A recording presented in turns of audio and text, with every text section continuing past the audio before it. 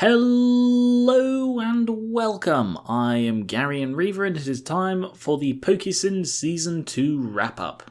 This is essentially like a BTSF for the entire second season, talking about what I liked, what I didn't like, the best episodes, the worst episodes, and my personal favourite jokes and episode.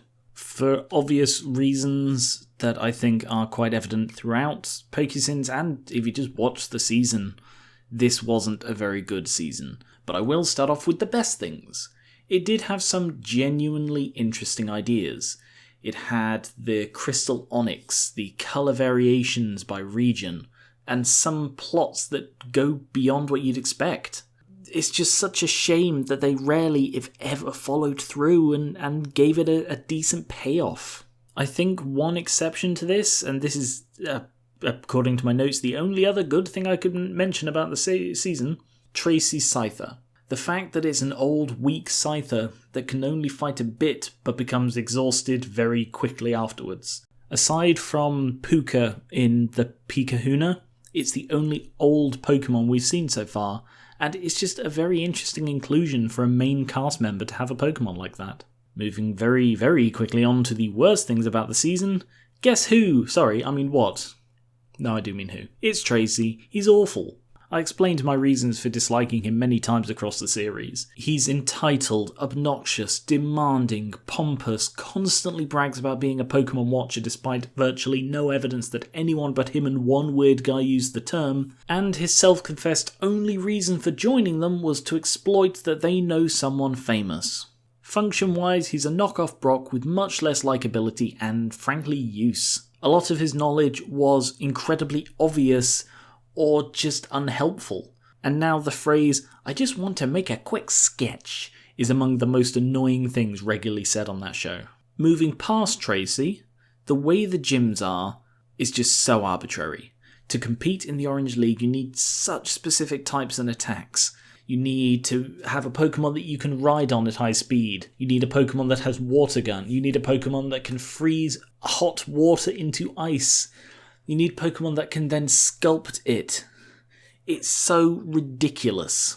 At best, it's limiting, and at worst, it's discriminatory and rigged. And I can't believe I never noticed this, but the Orange League was misrepresented. All through the season, trainers would say stuff like, "I hope we battle each other in the Orange League," just like they did with the Indigo League. And one of the gym leaders explains that Ash will compete against other trainers in the competition. But that's not true. In reality, it's like the games. You win the badges, battle the champion. If you beat the champion, you go into the Hall of Fame. It's another example of how little they actually thought about this clearly filler season. I gave up trying to whittle this down to like a top 1 or a top 3 or whatever, so I've just got however many it was, and I think it's 5 good episodes and 3 bad ones. In no particular order, the best ones, Pokeball Peril, episode 3. It did very well at establishing a reason for Brock to leave his friends and stay with Ivy, which also makes the question of why he left Ivy to come back just all the more intriguing. Episode 6, Pikachu Revolts. This is the episode that I remember the most from when I was younger. I really liked Butch and Cassidy as a pairing, and their plan was great. Add in the incredibly fun Ghastly and Drowsy, and it's just a very entertaining episode. Jumping ahead a bit to episode 21, Get Along Little Pokemon, which was a rather relaxed episode taking a look at the life of a local ordinary person in the Pokemon world. It gave some idea of how they live in the world with Pokemon and how the Orange Archipelago functions, and I just find that interesting. Then episode 26, Pokemon Water War, which was the one with the firefighting with the Team Wartortle. And it showcases interesting uses for Pokemon and mostly doesn't ruin it. It showed differences between use of the Squirtle squad, the Wartortle squad, and the Blastoise squad, but it did it organically. It did have a lot of rookie writing errors, but the core story was good. The last one I've got here is episode 30, Stunspore Detour. Although it's pitched as filler, an episode where Ash, Tracy and Jessie take a back seat in favour of Misty, James and Meowth is just something I really like.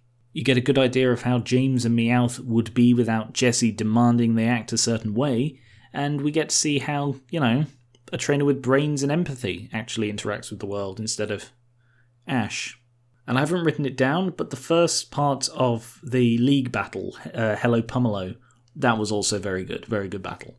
For worst episodes, I'll come back to that one, there's episode 13, Naval Maneuvers, which is perhaps the worst gym episode I've ever seen. The gym leader flirts with and leads on an underage girl, encourages untrained, unprepared children to climb freezing mountains, yells at them when they try to save themselves, and then the gym challenge itself is more arbitrary bullshit, requiring a very specific set of skills.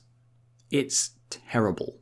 And episode 27, Pokemon Food Fight, which is the one where Ash got like two or three Pokeballs wrong in a row and then managed to break Snorlax's ball. The original concept of a broken ball and needing to find a way around that was fascinating, but it was done incredibly lazily. The whole episode was full of convenience and coincidence, contrivance, or just lazy writing. The Pokemon Center was next to the river. It was just on rocks. Because they were like, well, they've landed in the water now. How do we get them to the Pokemon Center? Screw it, just put it next to them. Terrible. But the worst one was, obviously, episode 2, Scare in the Air. No surprise here. The episode was horrible. It was just full of massive convenience. Attempted murder, more convenience, and a truly terrible understanding of the difference between blimps and zeppelins.